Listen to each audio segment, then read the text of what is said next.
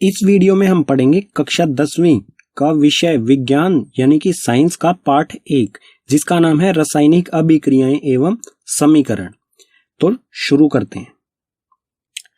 तो इस पाठ में सबसे पहला विषय आता है हमारा रासायनिक अभिक्रिया। रासायनिक अभिक्रिया क्या होती है? जब दो या दो से अधिक पदार्थ मिलकर एक या एक से अधिक नए गुणधर्म वाले पदार्थों का निर्माण करते हैं तो उसे रासायनिक अभिक्रिया कहा जाता है। जब कोई भी दो पदार्थ मिलकर कोई एक नया पदार्थ बनाए जिसके गुणधर्म बिल्कुल अलग हों, जिनसे वो मिलके बना है, तो उसे कहेंगे हम रासायनिक अभिक्रिया। उदाहरण से समझ लेते हैं, बिल्कुल अच्छी तरह से ये समझ में आ जाएगा। जैसे हाइड्रोजन और ऑक्सीजन मिलकर जल यानी पानी का निर्माण करते हैं, तो ये क्या होगी? एक रासायनिक अभिक्रिया। क्यों? क्योंकि इसमें बिल्कुल नए गुणधर्म वाला पदार्थ बनता है जल। जल का गुणधर्म क्या होते हैं? ये आग को बुझाता है, ठीक है, आग लगाता नहीं है, आग को बुझाता है। वहीं जिनसे ये मिलके बना है हाइड्रोजन और ऑक्सीजन, ये दोनों अत्यंत ज्वलनशील गैसें हैं, इनमें बहुत जल्दी आग लग जाती है। लेकिन पानी जो है इन दोनों से ही मिलके बना है, लेकिन इसके गुणधर्म बिल्कुल अलग हैं। तो इस तरह की जो अभिक्रिया होगी उसे कहा जाएगा रासायनिक अभिक्रिया। और किसी भी रासायनिक अभिक्रिया को भौतिक विधियों से उलट नहीं किया जा सकता है। उलट करने का मतलब होगा कि जो नया पदार्थ बना है, अगर हम चाहें उस नए पदार्थ को वापस उन्हीं पदार्थों में बदलना जिनसे वो बना है, तो वो भौतिक विधियों द्वारा नहीं किया जा सकता है। भौतिक विधि आप कक्षा 9 में पढ़ चुके होंगे, जैसे कि उसमें से कुछ मैंने यहाँ पर लिख दिए हैं, जैसे कि वाष्पीकरण, ऊर्ध्वपातन, आवसंज्ञा, उपकेंद्रीकरण। इन सभी विधियों से किसी भी रासायनिक अभिक्रिया को उलट नहीं किया जा सकता है। आगे है रासायनिक अभिक्रियाओं में शामिल। जब कोई रासायनिक अभिक्रिया होगी तो उसमें क्या चीजें शामिल होंगी? अवस्था में परिवर्तन। अवस्था में परिवर्तन का मतलब होगा कि रासायनिक अभिक्रिया होने से पहले वाले पदार्थ और रासायनिक अभिक्रिया के होने के बाद वाले पदार्थ यानी कि नए पदार्थ, उनकी अवस्था में परिवर्तन हो सकता है। जैसे कि ये उदाहरण है, यहाँ पर ये क्या है? यहाँ पर ये गैस है, यहाँ पर भी गैस है। दो गैसें मिलकर एक जल का यानी कि द्रव का निर्माण कर रही है। तो यहाँ पर क्या हो रहा है? दो गैस से अवस्था बदलकर जल बना रही है, तो अवस्था में परिवर्तन होगा। यानी कि ठोस से द्रव, द्रव से गैस या फिर गैस से ठोस में कोई भी अवस्था परिवर्तन हो सकती है जब रासायनिक अभिक्रिया होगी। आगे है रंग में परिवर्तन। रंग में भी परिवर्तन हो सकता है। रासायनिक अभिक्रिया होने से पहले या होने के बाद रंग में भी परिवर्तन हो सकता है। तापमान में परिवर्तन। रासायनिक अभिक्रिया के दौरान तापमान में भी परिवर्तन, तापमान कम भी हो सकता है और तापमान ज्यादा भी हो सकता है। और रासायनिक अभिक्रिया में चौथा है गैस का उत्सर्जन।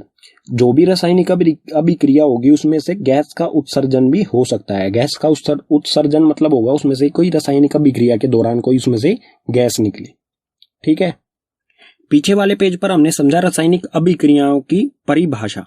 अब हम देखते हैं रासायनिक अभिक्रिया के कुछ उदाहरण, जिससे रासायनिक अभिक्रियाएं हमें अच्छी तरह से समझ में आ जाए। तो यहाँ पर है दैनिक जीवन में होने वाली रासायनिक अभिक्रियाओं के कुछ उदाहरण।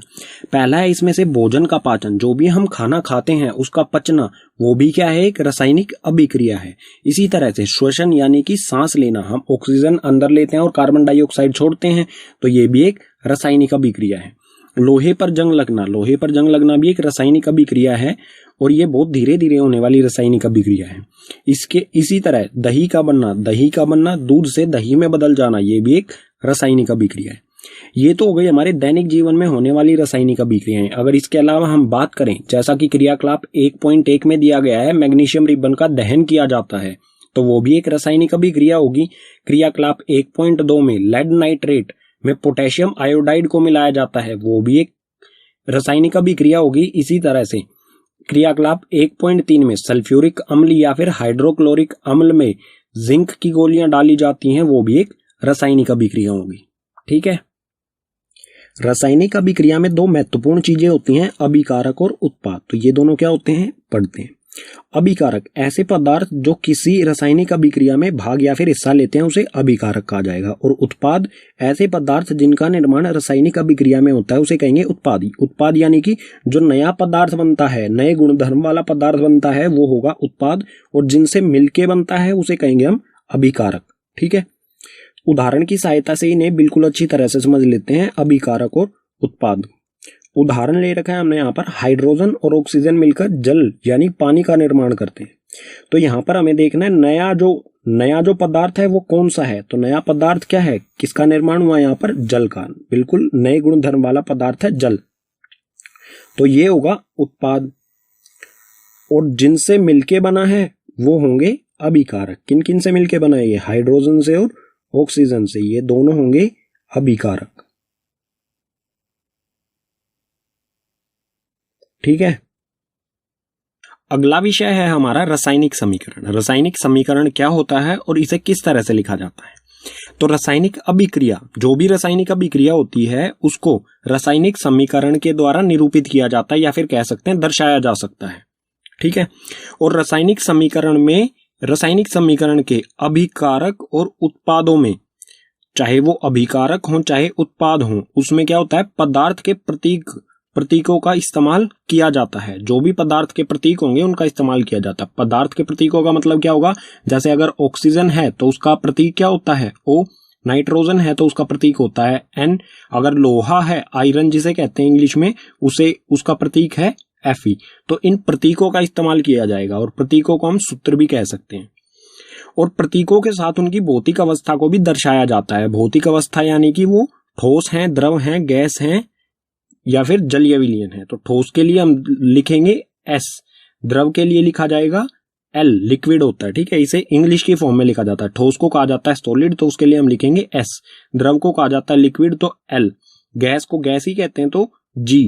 और एक्वस यानी कि जलीय विलयन, ऐसा विलयन जो जल के अंदर बना है, ऐसा, ठीक है, जो जल के अंदर बनता है उसे लिखेंगे हम AQ, यानी एक्वस। इसे इंग्लिश में एक्वस कहा जाता है। तो उदाहरण ले लेते हैं इसका अच्छी तरह से समझने के लिए। उदाहरण ले रहे हैं हम यहाँ पर क्रियाकलाप 1.1 से। मैग्नीशियम रिबन को वायु या फिर कह सकते हैं ऑक्सीजन में दहन कर मैग्नीशियम ऑक्साइड बनाना। क्रियाकलाप 1 में मैग्नीशियम रिबन को दहन किया जाता है वायु की मौजूदगी में। वायु की जगह हम क्या कहेंगे, ऑक्सीजन, क्योंकि यही गैस होती है जो किसी भी दहन का कारण होती है। अगर ऑक्सीजन नहीं होगी तो दहन नहीं होगा। तो उत्तरदायी, दहन के लिए उत्तरदायी गैस होती है ऑक्सीजन, तो वायु की जगह हम कहेंगे ऑक्सीजन। तो यहां पर हमें सबसे पहले पहचानना है अभिकारक क्या है। ठीक है, नया पदार्थ क्या बनता है यहां पर, मैग्नीशियम ऑक्साइड। मतलब ये क्या है, ये है उत्पाद। ठीक है, ये लिख देते हैं यहां पर उत्पाद। जिनसे ये मिलके बना है वो होंगे अभिकारक। तो ये किससे मिलके बना है, मैग्नीशियम से और ऑक्सीजन से, तो ये दोनों क्या होंगे, अभिकारक। ठीक है, तो इसको सूत्र के द्वारा किस तरह से दर्शाया जाता है वो बताने जा रहा हूं मैं। सबसे पहले मैग्नीशियम का प्रतीक क्या होता है, Mg। ठीक है, और ऑक्सीजन का प्रतीक क्या होता है, O2 लिखेंगे हम यहां पर, क्योंकि ऑक्सीजन के 2 एटम इकट्ठे रहते हैं हमेशा। और जो भी अभिकारक हैं, अगर एक अभिकारक है तो कोई बात नहीं, अगर 2 हैं या 2 से ज्यादा हैं तो सभी के बीच में जमा का निशान लगाएंगे। तो मैग्नीशियम जमा में ऑक्सीजन, ये मैग्नीशियम ये ऑक्सीजन। अभिकारक हमारे हो गए पूरे। अब लगाएंगे एक तीर का निशान। ठीक है, तीर का निशान जो है ये रासायनिक अभिक्रिया को दर्शाता है कि यहां पर इन दोनों में मिलकर रासायनिक अभिक्रिया की और उत्पाद इसके सिर की तरफ होता है। ठीक है, तीर के सिर की तरफ उत्पाद क्या बना, मैग्नीशियम ऑक्साइड। मैग्नीशियम ऑक्साइड का सूत्र होता है MgO। तो ये हो गया हमारा रासायनिक समीकरण। और जो तीर होता है इसकी पूंछ, ये पूंछ है, ये जो पूंछ है इसकी तरफ होते हैं अभिकारक। ठीक है, और इसके सिर की तरफ होते हैं उत्पाद। अगर एक से ज्यादा उत्पाद आता है तो उनके बीच में भी जमा का निशान आएगा, जैसे यहां पर हमने जमा किया है, ऐसे ही अगर एक से ज्यादा उत्पाद आते हैं तो उसमें भी सबके बीच में जमा का निशान आएगा। लेकिन ये जो रासायनिक समीकरण है ये संतुलित नहीं है। संतुलित का मतलब क्या होगा, यहां पर ऑक्सीजन के कितने एटम है, 2, लेकिन यहां पर सिर्फ एक ही है। ठीक है, यहां पर कुछ भी नहीं लिखा हुआ ऑक्सीजन के, तो यहां पर एक ही है। दोनों तरफ बराबर होने चाहिए। तो इस तरह की जो समीकरण संतुलित नहीं है उस तरह के समीकरण को कहा जाएगा कंकाली समीकरण। ठीक है, अब इसको संतुलित किस तरह से किया जाता है वो हम देखेंगे अगले पेज पर। लेकिन अभी भी इसमें एक कमी है, क्या, हमने इसकी भौतिक अवस्थाएं नहीं लिखी हैं। तो भौतिक अवस्था के इस साथी से कैसे लिखा जाता है, Mg। मैग्नीशियम रिबन कैसा था, ठोस यानी कि सॉलिड। ठीक है, सॉलिड के लिए लिखेंगे हम S। उसके बाद ऑक्सीजन कैसी होती है, गैस होती है, तो गैस के लिए लिखेंगे G। रासायनिक अभिक्रिया हुई, रासायनिक अभिक्रिया होने को दर्शाता है। यदि रासायनिक अभिक्रिया हुई और हमें क्या मिला, मैग्नीशियम ऑक्साइड MgO। और मैग्नीशियम ऑक्साइड ये क्या है, ठोस, ठोस के लिए लिखेंगे हम सॉलिड के, ठीक है, तो S। तो ये होगी हमारी रासायनिक समीकरण, ठीक है। अब इसे संतुलित किस तरह से किया जाता है वो देखते हैं अगले पेज पर। अब हम देखेंगे रासायनिक समीकरण को संतुलित करना। कोई भी रासायनिक समीकरण होता है उसको किस प्रकार से संतुलित किया जाता है। तो यहाँ पर है Fe। Fe जो प्रतीक होता है वो होता है लोहा, लोहे का प्रतीक, लोहा जमा में H2O यानी कि जल। लोहा और जल अभिकारक दो हैं, वो अभिक्रिया करके लोहा Fe3O4 यानी Fe3O4 लोहे का ऑक्साइड जमा में H2 यानी हाइड्रोजन गैस बनाते हैं। तो इस अभिक्रिया को हम संतुलित करके देखेंगे। संतुलित करने का मतलब क्या होगा, सबसे पहले हम इसमें अभिकारक, जो भी अभिकारक हैं उसमें कितने एटम यानी कि परमाणुओं की संख्या गिनेंगे, ठीक है। यहाँ पर लोहा है, लोहे के कितने परमाणु है, यहाँ पर कुछ नहीं लिखा हुआ, तो Fe मतलब लोहे का एक परमाणु है। तो इस तरह की आपको एक टेबल बनानी है जिसमें आपको तत्व लिखने हैं एक लाइन में, अभिकारक और उत्पाद। इसमें हम अभिकारक के नीचे लिखेंगे Fe यानी लोहे में कितने परमाणुओं की संख्या है, और इसमें उत्पाद में लोहे में कितने परमाणुओं की संख्या है। इसी तरह से हाइड्रोजन और ऑक्सीजन की। तो इसे संतुलित करते हैं। Fe यानी कि लोहे, लोहे का एक परमाणु है अभिकारक में, ठीक है। अब देखेंगे लोहे का उत्पाद में कितने परमाणु है। लोहे के उत्पाद में 3 परमाणु हैं, तो यहां पर लिखा हमने 3। अब देखते हैं हाइड्रोजन के। हाइड्रोजन के अभिकारक में 2 हैं और उत्पाद में भी 2 हैं, तो ये 2 हो और ये भी 2। ऑक्सीजन बचता है, ऑक्सीजन के अभिकारक में 1 है और उत्पाद में 4 हैं, तो ये 1 और यहां पर 4। संतुलित करने का मतलब क्या होगा कि जितनी परमाणुओं की संख्या किसी तत्व की अभिकारक में है उतनी ही उत्पाद में होनी चाहिए, ठीक है। अभिकारक और उत्पाद में बराबर परमाणुओं की संख्या, बराबर एटम की संख्या होनी चाहिए। अगर यहाँ पर 1 है तो यहाँ पर भी 1 होना चाहिए, अगर यहाँ पर 3 है तो यहाँ पर भी 3 होना चाहिए, बराबर होने चाहिए। तो इसका संतुलित करने का कोई ऐसा स्पेसिफिक फॉर्मूला या कोई तरीका नहीं है, इसको बस थोड़ा सा अपना दिमाग पर जोर डालना है और यह आसानी से हो जाता है, ठीक है। सबसे पहले हम क्या करेंगे, जो भी हमारे तत्व हैं वो अभिकारक में हो चाहे उत्पाद में हो, उनको एक ब्रैकेट में बंद करेंगे इस तरह से। ब्रैकेट में बंद करने का क्या मतलब होगा कि ब्रैकेट के हम अंदर कोई भी बदलाव नहीं कर सकते हैं। जो भी ये ब्रैकेट के अंदर जो चीज आ गई है उसमें कोई भी बदलाव नहीं कर सकते हैं। और इसमें हम कुछ मल्टीप्लाई कर सकते हैं, मल्टीप्लाई यानी गुणा कर सकते हैं। किस तरह से, जैसे उत्पाद में 3 है और अभिकारक में 1 है, तो अभिकारक को भी अगर हम 3 बनाना चाहें तो इस 1 को कितने से गुना करना पड़ेगा, 1 को हम गुना करेंगे 3 से, तो 1 को 3 से गुना किया, ये हो गया 3। अब ये जो अभिकारक में हमने 3 यहां पर गुना किया है, ये हमें कहां लिखना है, Fe जो लोहा है इसके यहां पर आगे, ठीक है। तो ये यहां पर इसका मतलब क्या है, 3 Fe, 3 हो गए लोहे के परमाणु, यहां पर भी 3 है और यहां पर भी 3, तो Fe मतलब लोहा जो है वो हो गया संतुलित। हाइड्रोजन को देखते हैं, हाइड्रोजन यहां पर 2 है और यहां पर भी 2। हाइड्रोजन पहले से ही संतुलित है, इसे हमें करने की जरूरत नहीं है। अब देखेंगे हम ऑक्सीजन। ऑक्सीजन का अभिकारक में 1 है और उत्पाद में 4 है, तो अभिकारकों में हम कितना गुना करेंगे, 4। 4 से गुना करने पर ये क्या हो जाएगा, 1 गुना में 4, 4। तो अब क्या करोगे आप, हाइड्रोजन मतलब हाइड्रोजन और ऑक्सीजन, ऑक्सीजन के पहले यहां तो आप लिख नहीं सकते बीच में 4, आपको लिखना पड़ेगा 4 यहां पर, और यहां पर 4 लिखने का मतलब क्या होगा, 4 दूनी 8, 8 तो यहां पर हाइड्रोजन के हो जाएंगे और 4 ऑक्सीजन का 1 है, तो 4 एकम 4 ऑक्सीजन के हो जाएंगे 4, ठीक है। मतलब ये 4 जो हमने गुना किया है ये पूरे में हाइड्रोजन और ऑक्सीजन दोनों में गुना हुआ है, तो यहां पर भी ये 4 यहां पर गुना करूंगा मैं, तो हो गए 8। इससे ऑक्सीजन तो हमारा संतुलित हो जाता है, ऑक्सीजन के तो हो गए 4, लेकिन इससे हाइड्रोजन जो था वो असंतुलित हो गया। तो हाइड्रोजन को भी देखते हैं। अब इस तरफ तो हम अभिकारकों में तो हम कोई बदलाव कर नहीं सकते हैं क्योंकि हम दोनों के आगे लगा चुके हैं पहले ही। तो दूसरी तरफ देखते हैं, दूसरी तरफ में हमें हाइड्रोजन को करना है उत्पाद, तो यहां पर आएंगे, यहां पर हम कितने से गुना करें कि ये 8 हो जाए, 2 को हम कितने से गुना करें कि 8 हो जाए, तो करेंगे 4 से गुना, तो ये हो गया 8, तो यहां हम लिखेंगे 4। तो ये हो गई संतुलित अभिक्रिया, जहां पर दोनों तरफ अभिकारकों में और उत्पादों में दोनों तरफ बराबर परमाणुओं की संख्या है, 3 3 8 8 और 4 4, सभी के, लोहे के, हाइड्रोजन के और ऑक्सीजन के, सभी हो गए संतुलित। लेकिन अभी भी ये प्रॉपर एक अच्छी तरह से लिखी गई समीकरण नहीं है क्योंकि इसमें भौतिक अवस्थाएं हमने नहीं लिखी हैं, तो इसे भौतिक अवस्थाओं के साथ लिखेंगे इस तरह से 3 Fe। अब ब्रैकेट हमें हटा देना है। Fe क्या है, लोहा क्या होता है, ठोस, ठोस यानी कि सॉलिड, S से सॉलिड हो गया, ठीक है, ये हो गया सॉलिड। जमा में 4 H2O।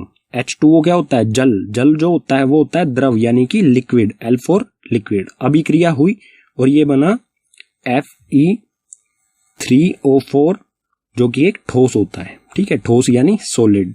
जमा में 4H2 हाइड्रोजन जो कि एक गैस होती है।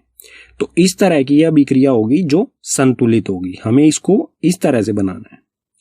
तो एक और उदाहरण देख लेते हैं हम, जो क्रियाकलाप 1.1 से है। मैग्नीशियम रिबन को ऑक्सीजन की उपस्थिति में जलाया जाता है, तो वो है Mg जमा में O2। अभिक्रिया करके क्या बनाता है? ये मैग्नीशियम ऑक्साइड MgO। तो ऊपर वाली जो समीकरण था, ऊपर वाला समीकरण, इसमें तो थोड़ा सा हमें मुश्किल पड़ा, लेकिन ये बिल्कुल आसानी से हो जाएगा। कुछ ऐसे समीकरण होते हैं जो बिल्कुल आसानी से हो जाते हैं, कुछ में थोड़ा सा ज्यादा कैलकुलेशन करनी पड़ती है। इसके लिए हमें टेबल बनाने की भी जरूरत नहीं पड़ेगी। किस तरह से? Mg यहां पर एक है, यहां पर भी एक है, मतलब अभिकारक में भी एक और उत्पाद में भी एक। ऑक्सीजन तो Mg तो संतुलित है। ऑक्सीजन यहां पर 2 है, यहां पर अकेला है। तो हम क्या करेंगे? यहां पर 2 लगा देंगे। मतलब 2 लगाने से क्या हुआ? यहां पर मैग्नीशियम के भी 2 हो गए और ऑक्सीजन के भी 2 हो गए।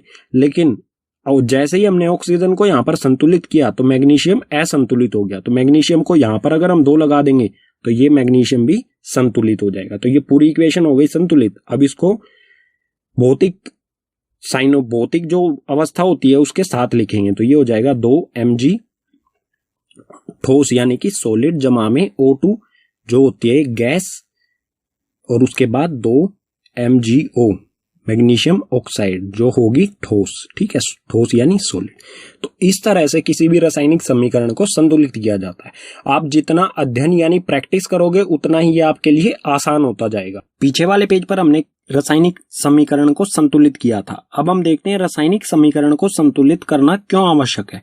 जो भी संतुलित किया था वो क्यों जरूरी है उसको संतुलित करना। तो इसका एकमात्र कारण है द्रव्यमान संरक्षण का नियम। ये आप कक्षा 9 में पढ़ चुके हैं। ये नियम क्या कहता है? किसी भी रासायनिक अभिक्रिया में ना तो द्रव्यमान का निर्माण होता है, ठीक है, ना तो द्रव्यमान का निर्माण होता है और ना ही विनाश होता है। इसका मतलब क्या होगा? द्रव्यमान जितना अभिकारकों में है रासायनिक अभिक्रिया के पहले है, वो उतना ही उत्पादों में रासायनिक अभिक्रिया के बाद रहेगा। तो इस नियम से हम निष्कर्ष निकाल सकते हैं कि रासायनिक अभिक्रिया के पहले यानी कि अभिकारक एवं उसके बाद रासायनिक अभिक्रिया होने के बाद यानी कि उत्पाद में प्रत्येक पदार्थ के परमाणुओं की संख्या बराबर होनी चाहिए। परमाणुओं की संख्या बराबर इसलिए होनी चाहिए क्योंकि परमाणु द्रव्यमान जो है वो किस चीज पर डिपेंड करता है? परमाणुओं की संख्या पर। तो परमाणुओं की संख्या बराबर होगी तो ही द्रव्यमान दोनों तरफ बराबर होगा। ठीक है, अब देखते हैं रासायनिक अभिक्रियाओं के प्रकार। रासायनिक अभिक्रियाओं के कितने प्रकार होते हैं, इनको एक एक करके पढ़ेंगे। तो रासायनिक अभिक्रिया का पहला प्रकार है संयोजन अभिक्रिया। संयोजन अभिक्रिया क्या होती है? इस अभिक्रिया में 2 या 2 से अधिक अभिकारक मिलकर एक उत्पाद बनाएं, एक या फिर अकेला उत्पाद बनाएं, तो उसे कहा जाएगा संयोजन अभिक्रिया। अभिकारक तो 2 या 2 से ज्यादा भी हो सकते हैं, लेकिन उत्पाद हमेशा एक ही बने, ऐसी अभिक्रिया को संयोजन अभिक्रिया कहा जाएगा। और इसका जो रासायनिक समीकरण कुछ इस तरह से होगा। एक अभिकारक A है और एक अभिकारक B है। 2 अभिकारक जुड़कर 2 या 2 से ज्यादा अभिकारक जुड़कर अकेला C उत्पाद बनाएं, तो इस तरह का जो रासायनिक समीकरण लिखा होगा उसको कहा जाएगा संयोजन अभिक्रिया। उदाहरण से और अच्छी तरह से समझ लेते हैं। उदाहरण में सबसे पहला है कोयले का दहन। कोयले का दहन किस तरह से होता है? कोयला क्या होता है? कार्बन का सूत्र होता है, कार्बन का प्रतीक C। ठीक है, तो एक कार्बन जमा में ऑक्सीजन इसलिए क्योंकि ऑक्सीजन गैस ही किसी भी दहन के लिए उत्तरदायी होती है। तो कार्बन जमा में ऑक्सीजन, 2 अभिकारक मिलकर एक CO2 गैस का निर्माण करते हैं। जलने के बाद कोयले में से CO2 गैस निकलती है। तो 2 अभिकारक एक सिंगल अकेले उत्पाद का निर्माण करते हैं, तो उसे कहा जाएगा संयोजन अभिक्रिया। ये उदाहरण हो जाएगा। इसी तरह से अगला उदाहरण जल का निर्माण भी संयोजन अभिक्रिया के द्वारा ही होता है। इसमें 2 चीजें होती हैं, 2H2 यानी कि हाइड्रोजन और ऑक्सीजन। 2 अभिकारक मिलकर एक अकेली चीज जल यानी कि H2O का निर्माण कर रहे हैं। तो 2 अभिकारक एक चीज का निर्माण कर रहे हैं तो संयोजन अभिक्रिया। ये दोनों इसके उदाहरण हो जाएंगे। ठीक है, रासायनिक अभिक्रिया का दूसरा प्रकार है वियोजन अभिक्रिया। वियोजन अभिक्रिया क्या होती है? वियोजन का मतलब होता है अलग होना। तो ये अभिक्रिया क्या होती है? एक अभिकारक टूटकर दो या दो से अधिक उत्पादों में बदल जाए तो उसे वियोजन अभिक्रिया कहा जाएगा। मतलब कोई एक अभिकारक, जैसे कि हमारा ए कोई एक अभिकारक है, इसको गर्म किया जाएगा तो ये दो बी और सी उत्पाद में बदल जाना, मतलब कोई एक अभिकारक दो चीजों में बट जाए, अलग अलग हो जाए, तो उसे कहेंगे हम वियोजन अभिक्रिया। वियोजन का मतलब ही होता है अलग होना। तो ए यहाँ पर अलग अलग दो हिस्सों में बट गया, बी और सी में, ठीक है। और ये वियोजन अभिक्रिया ये तीन प्रकार से होती है: ऊष्मीय वियोजन, वैद्युत वियोजन और प्रकाशीय वियोजन। इन तीनों के बारे में अगले पेज पर उदाहरण सहित पढ़ते हैं बिल्कुल अच्छी तरह से। तो वियोजन अभिक्रिया का पहला प्रकार है ऊष्मीय वियोजन। ये क्या होता है? अभिकारक को ऊष्मा द्वारा अलग किया जाता है, ठीक है। अभिकारक को ऊष्मा या फिर कह सकते हैं हम गर्मी द्वारा तापमान बढ़ाकर अलग किया जाता है। उदाहरण देख लेते हैं, इसका अच्छी तरह से हमें समझ में आ जाएगा। तो यहाँ पर है CaCO3 यानी कैल्शियम कार्बोनेट। कैल्शियम कार्बोनेट जो कि एक ठोस होता है, जब इसको गर्म किया जाएगा, इसको ऊष्मा प्रदान की जाएगी, इसका तापमान बढ़ाया जाएगा, तो ये दो चीजों में CaO कैल्शियम ऑक्साइड और CO2 दो उत्पादों में बदल जाएगा। तो कोई एक अभिकारक ऊष्मा द्वारा दो उत्पादों में बदल जाए तो उसे कहेंगे हम ऊष्मीय वियोजन। ऊष्मा का मतलब ये होता है गर्मी, तो ऐसा वियोजन जो गर्मी के द्वारा किया जाए, ठीक है। वियोजन अभिक्रिया का दूसरा प्रकार है वैद्युत वियोजन। वैद्युत वियोजन क्या होता है? विद्युत धारा के प्रवाहित होने के कारण होने वाला वियोजन। तो इसमें विद्युत यानी कि बिजली इसमें से गुजारी जाती है, तो वो दो अलग चीजों में बट जाए तो उसे कहा जाएगा वैद्युत वियोजन। जैसे उदाहरण ले लेते हैं इसका, यहाँ पर हमारे पास है 2H2O यानी कि पानी, ठीक है।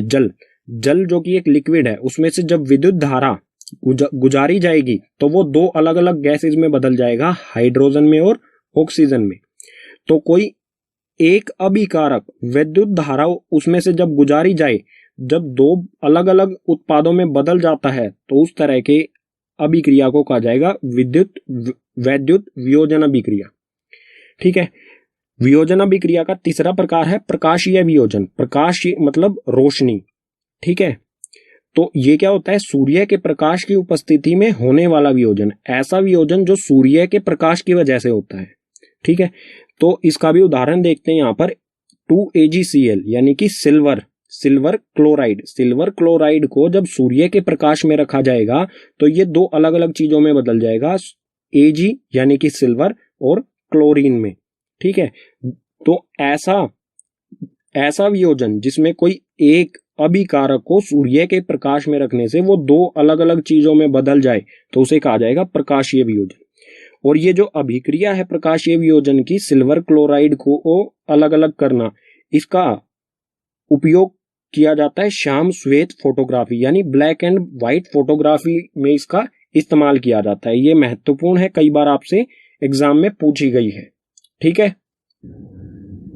रासायनिक अभिक्रिया का तीसरा प्रकार है विस्थापन अभिक्रिया। विस्थापन अभिक्रिया क्या होती है?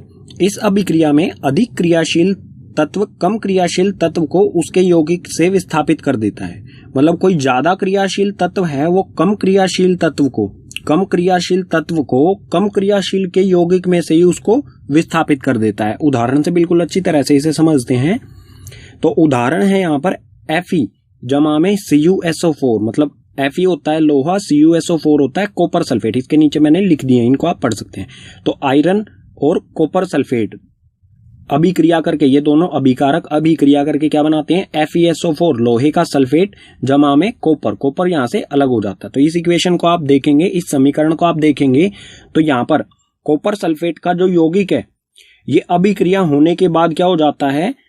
लोहे का सल्फेट, ठीक है। मतलब ये कॉपर जो है, लोहा कॉपर से ज्यादा क्रियाशील होता है, तो ये ज्यादा क्रियाशील तत्व ने कॉपर को उसी के यौगिक कॉपर सल्फेट में से उसको अलग कर दिया है, ठीक है। उसे विस्थापित कर दिया है, अलग निकाल दिया है। तो सल्फेट के साथ यहाँ पर लोहा आ जाता है कॉपर की जगह और कॉपर हो जाता है बिल्कुल अलग। तो इसी के कॉपर को इसी के यौगिक कॉपर सल्फेट में से अलग कर दिया जाता है। तो इस तरह की जो अभिक्रिया होगी उसे कहा जाएगा विस्थापन अभिक्रिया।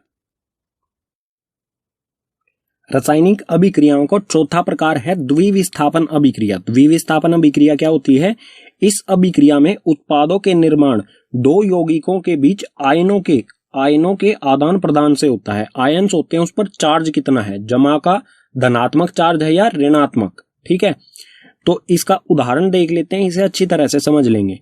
यहां पर उदाहरण में है Na2SO4, यानी कि Na जो साइन होता है ये होता है सोडियम और सल्फेट, सोडियम सल्फेट जमा में BaCl बैरियम क्लोराइड, अभिक्रिया करके ये बनाते हैं बैरियम सल्फेट और सोडियम क्लोराइड। नीचे मैंने इनके नाम लिख दिए हैं। ठीक है, तो इसमें आप देखेंगे कि जो सल्फेट यहाँ पर सोडियम के साथ है, सल्फेट और सोडियम साथ साथ है, लेकिन जब अभिक्रिया हो जाएगी तो ये सल्फेट जो है ये बैरियम के साथ जुड़ जाएगा। ठीक है, ये दोनों आपस में जुड़ जाएंगे अभिक्रिया के बाद।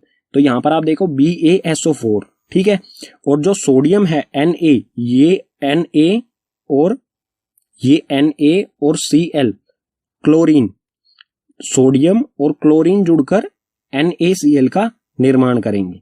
तो यहां पर क्या हुआ, जो द्विविस्थापन मतलब बैरियम ने सोडियम को सल्फेट में से विस्थापित कर दिया और सोडियम ने क्लोरीन में से बैरियम को विस्थापित कर दिया, तो दोनों जगह विस्थापन हुआ है, इसलिए इसका नाम लिखा गया है द्विविस्थापन, क्योंकि इसमें दो विस्थापन हो रहे हैं। ठीक है, अब आयनों की बात आती है, आयनों के बीच किस तरह से आदान प्रदान हुआ वो देखते हैं।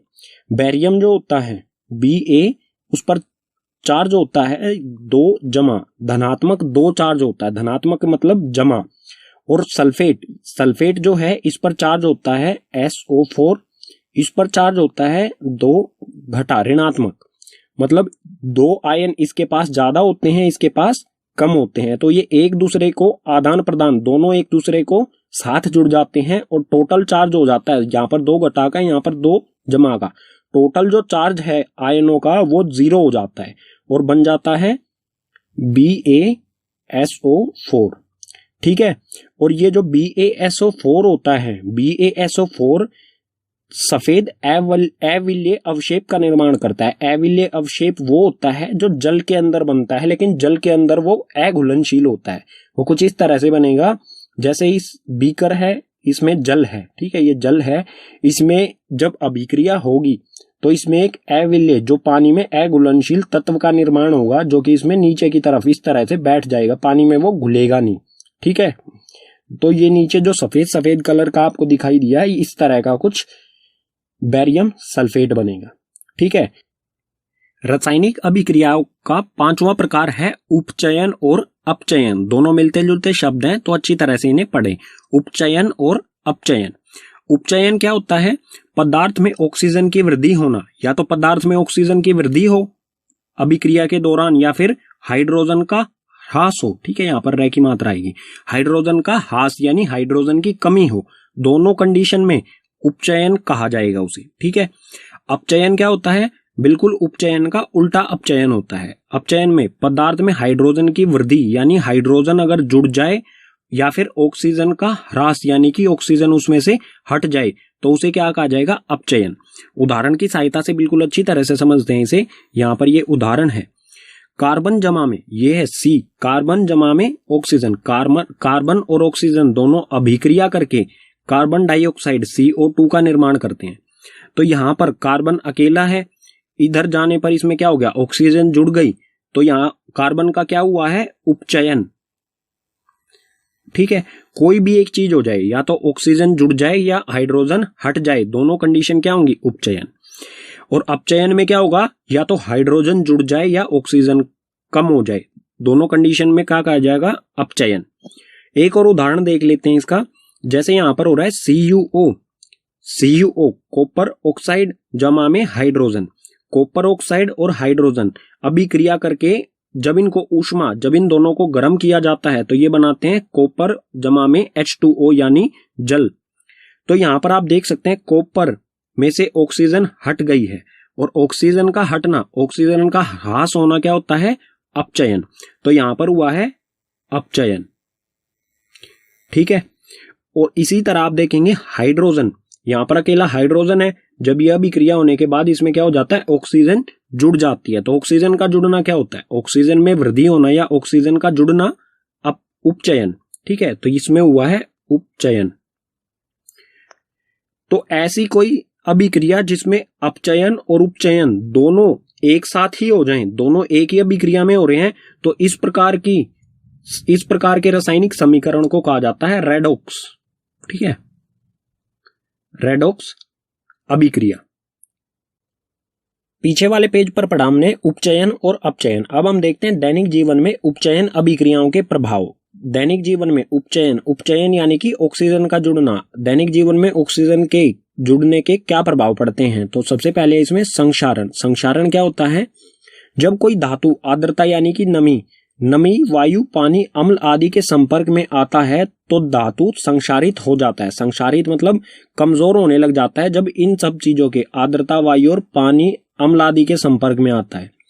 इसे हम जंग लगना भी कह सकते हैं। उदाहरण देख लेते हैं, अच्छी तरह से हमें समझ में आ जाएगा। जैसे उदाहरण, लोहे पर जंग लगना। लोहा जब होता है वो पानी, इस पर पानी लगता रहे या हवा इससे टकराती रहे तो ये क्या होने, इस पे जंग लगने लगता है। काला लोहा जो होता है उसकी परत पर लाल लाल सा पाउडर बनने लग जाता है जो कि जंग होता है इसमें। ठीक है, तो लोहे पर जंग लगना भी संक्षारण का ही उदाहरण है। इसी तरह चांदी पर काली परत बनना, ये भी एक संक्षारण का ही उदाहरण है। तांबे पर हरी परत बनना। तांबे के बर्तन होते हैं, कुछ दिनों बाद अगर वो ऐसे ही रखे रहते हैं तो उनपे काली परत, हरी परत बनने लग जाती है, तो वो होता है तांबे का संक्षारण, यानी तांबे पर जंग लगना। और जो संक्षारण होता है इसके कारण धातु जो है वो कमजोर हो जाता है, और संक्षारण से बचने के लिए कोई भी धातु है उस पर हमें करना पड़ता है पेंट। ठीक है, पेंट किया जाता है संक्षारण से किसी भी धातु को बचाने के लिए। तो आपके घर में जो भी लोहे की वस्तुएं होंगी, गेट या फिर जो भी है, उस पर पेंट किया जाता है। ठीक है, दूसरा उपचयन अभिक्रियाओं का प्रभाव है विक्रगंधिता। विक्रगंधिता क्या होता है? वसा युक्त और तैलीय खाद्य सामग्री, जो भी हमारा खाना होता है जिसमें वसा हो या फिर तेल से बना हुआ खाना जो होता है, वो वायु के संपर्क में आने पर उपचयित हो जाते हैं।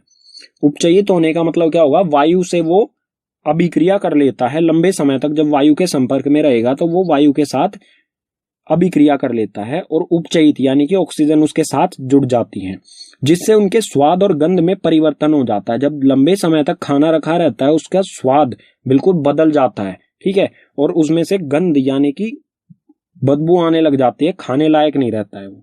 ठीक है, और विक्रगंधिता से बचने के लिए क्या किया जाता है? जैसे चिप्स पैकेट्स आते हैं, चिप्स जो होते हैं तेल में तले हुए होते हैं, तो चिप्स पैकेट्स जो होते हैं उसमें बहुत समय तक वो रहते हैं पैकेट्स में, तो वो उपचयित क्यों नहीं होते हैं? क्योंकि पैकेट्स जो होते हैं, चिप्स के पैकेट्स, उसमें गैस डाली जाती है जिसके कारण वो फूले रहते हैं। उस गैस का नाम है नाइट्रोजन।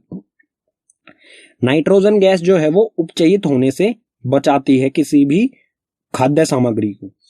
एक तरीका तो है नाइट्रोजन गैस पैकेट्स में हम डाल के उपचयित होने से, विक्रगंधिता होने से हम बचा सकते हैं अपने खाने को। दूसरा तरीका है उसे ठंडा कर देंगे। ठीक है, फ्रिज में अगर हम रख देंगे, फ्रिज में कोई भी खाना हम रखेंगे तो उससे विक्रगंधिता धीमी हो जाती है। ठीक है, दुगना समय लगता है उसे फिर विक्रगंधित होने में। रासायनिक अभिक्रियाओं के प्रकार पढ़े हमने 1 से लेके 5 तक। अब रासायनिक अभिक्रियाओं को दूसरे प्रकार से भी वर्गीकृत किया जाता है, उसको पढ़ते हैं। तो रासायनिक अभिक्रिया के प्रकार, इसे वर्गीकृत किस आधार पर किया गया है? तापमान के आधार पर इसे वर्गीकृत किया है। तो तापमान के आधार पर रासायनिक अभिक्रिया को 2 तरह से वर्गीकृत किया जाता है। पहला है ऊष्माक्षेपी और दूसरा है ऊष्माशोषी। तो ऊष्माक्षेपी अभिक्रिया क्या होती है? जिन अभिक्रिया में उत्पाद के निर्माण के साथ साथ ऊष्मा का भी उत्सर्जन होता है तो उसे कहा जाएगा ऊष्माक्षेपी अभिक्रिया। जैसे उदाहरण से अच्छी तरह से समझते हैं, ये अभिकारक है। उदाहरण है प्राकृतिक गैस का दहन। प्राकृतिक गैस को जब जलाया जाता है तो वो एक ऊष्माक्षेपी अभिक्रिया होती है कुछ इस तरह से। प्राकृतिक गैस होती है CH4 यानी मीथेन।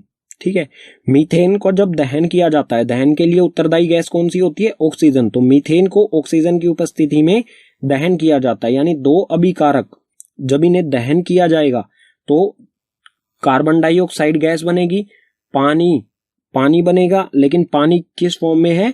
गैस की फॉर्म में है, यानी कि पानी जो है वो वाष्प है। ठीक है, वाष्प की फॉर्म में है, और उसके साथ साथ बहुत सारी ऊष्मा होती है। जब आप गैस जलाते हैं तो उसमें बहुत सारी गर्मी होती है। ठीक है, गर्म होती है गैस बहुत ज्यादा। तो इस तरह की अभिक्रिया जिसमें हमें ऊष्मा मिलती है उत्पाद के साथ साथ, 2 उत्पाद हो रहे हैं लेकिन उसके साथ साथ हमें ऊष्मा भी मिल रही है, तो इस प्रकार की अभिक्रिया को कहा जाएगा ऊष्मक्षेपी अभिक्रिया। ऊष्माक्षेपी अभिक्रिया। दूसरा है ऊष्माशोषी अभिक्रिया, ये बिल्कुल ऊष्मक्षेपी का विपरीत है।